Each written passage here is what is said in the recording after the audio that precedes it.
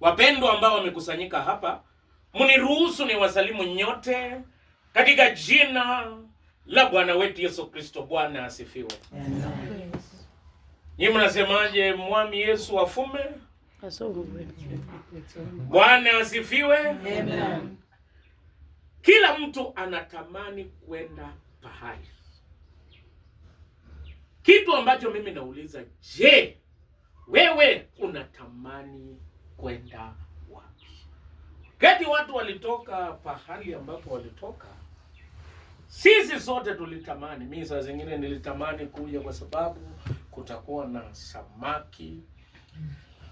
Saa zingine kutakuwa na matunda. Lakini nataka kuambia kila mtu anatamani kwenda pahali.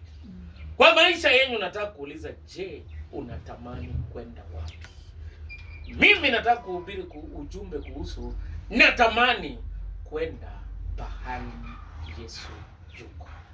Maandiko ya leo ambaye nasoma ni ya kwamba Yesu alialikwa Kana ya Galilaya siku moja.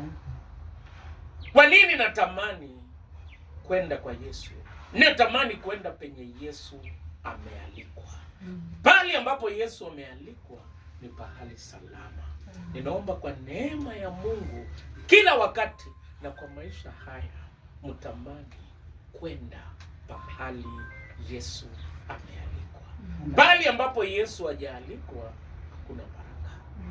Pahali ambapo Yesu hajaalikwa wakati mwingine hakuna matumaini. Tamani kila siku kwenda pahali Yesu amealikwa. Jambo la pili, kila wakati ni vizuri tutamani kwenda pahali ambapo watu wanajali maslahi ya wengine. Pale Kana ya Galilaya, mama ya Yesu akatambua mvinyo yenye ilikuwa ikitumika imeisha, na yeye akaja. Kwa hii safari ambayo watu huanza, ni safari fupi na pia ni safari ndefu, na inahitaji imani, inahitaji kuvumilia, inahitaji kushirikiana, inahitaji kukubaliana, inahitaji kuhusisha watu wote.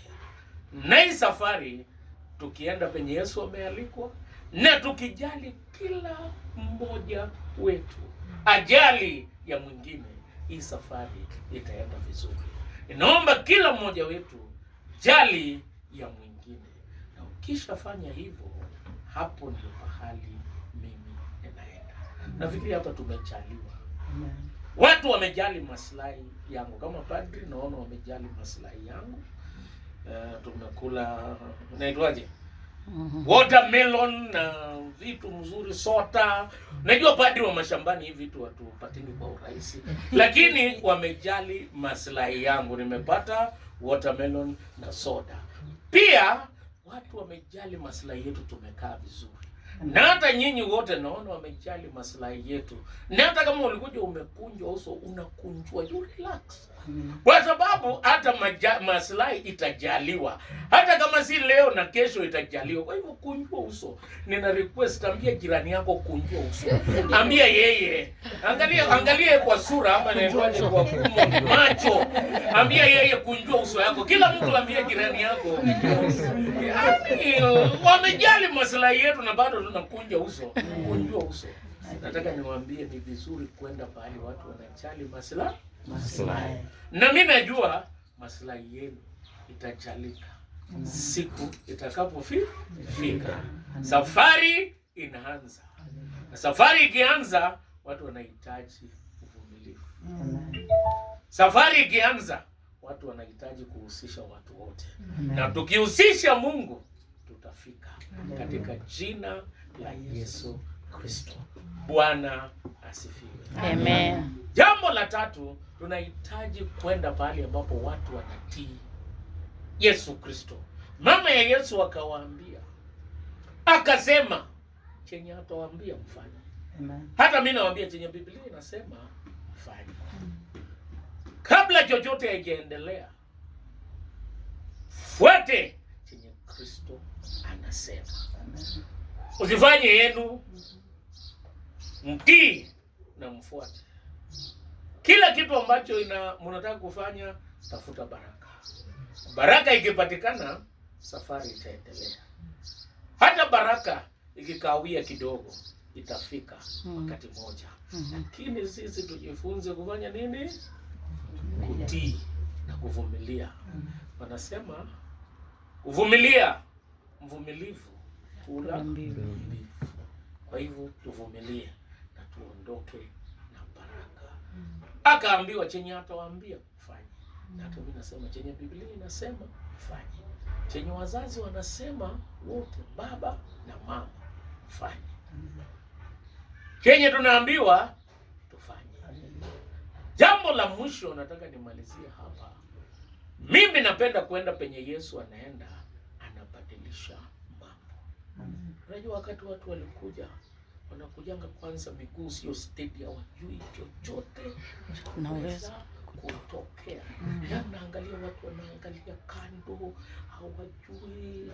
Wanaangalia, lakini penye Yesu anakuwa hata ukianza na wasiwasi, siku moja itaisha. Na ushujaa.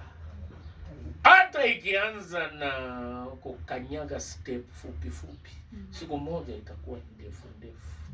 Na nataka niwaambie, wacha tujue kwamba Yesu anabadilisha. Penye kulikosa wine, unajua mvinyo. Mimi ni msupport, wa support penye inakosekana hiyo mvinyo, watu walikuwa na shida. Watu walikuwa wanalalamika, kulikuwa na aibu. Ni aibu ama aibu? Aibu. Aibu. Kulikuwa na aibu kwa sababu wine ilikuwa imekosekana. Lakini penye Yesu wako anabadilisha mambo. Akaondoa aibu akaleta heshima. Akaondoa huzuni akalete furaha. Akaondoa kusumbuka akalete amani. Mimi najua atalete mambo haya. Just trust the process.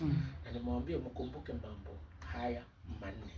Penye mnaenda, kitu cha kwanza, muende penye Yesu ameandikwa. Mkutano ya Manguliechi na mkutano ya kimila ingine, hapana, enda hapo. Enda penye Yesu ameandikwa. Kitu cha pili, penye mnaenda, enda penye mtu anajali maslahi ya mwingine. Kama iko maneno ya shule, unajali maslahi ya mwingine. Kama iko maneno ya kuongea, unajali maslahi ya wengine. Hii maisha, unaona baisikeli, mimi sijui kuendesha baisikeli. Na sitawahi jua. Kwa sababu nimekuwa mzee, kichwa imekuwa ngumu.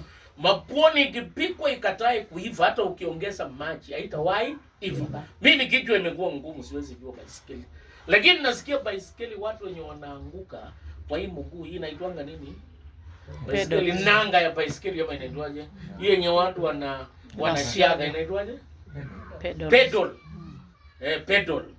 Kwa pedal nasikia mguu moja ikienda juu, ingine inatakana iende chini. Ndio msianguke.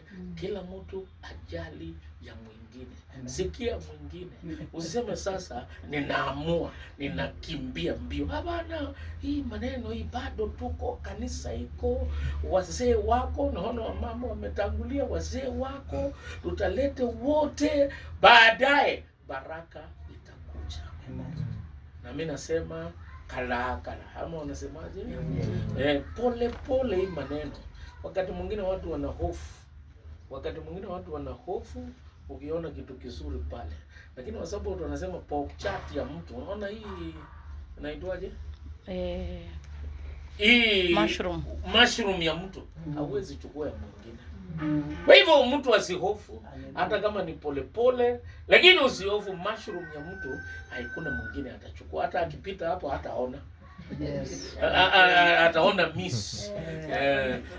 Kwa hivyo mimi nataka kuwatia moyo ya kwamba Mungu atatusaidia. Mungu atatuongoza. Basi na tuombe. Baba Mwenyezi, maneno ambayo tumeyasikia kwa masikio yetu, kwa neema yako yapandwe kama mbegu mioyoni mwetu, yazae tunda la maisha mema. Utubariki na utuongoze na uwe pamoja nasi, kwa jina la Mungu Baba, Mwana na Roho Mtakatifu.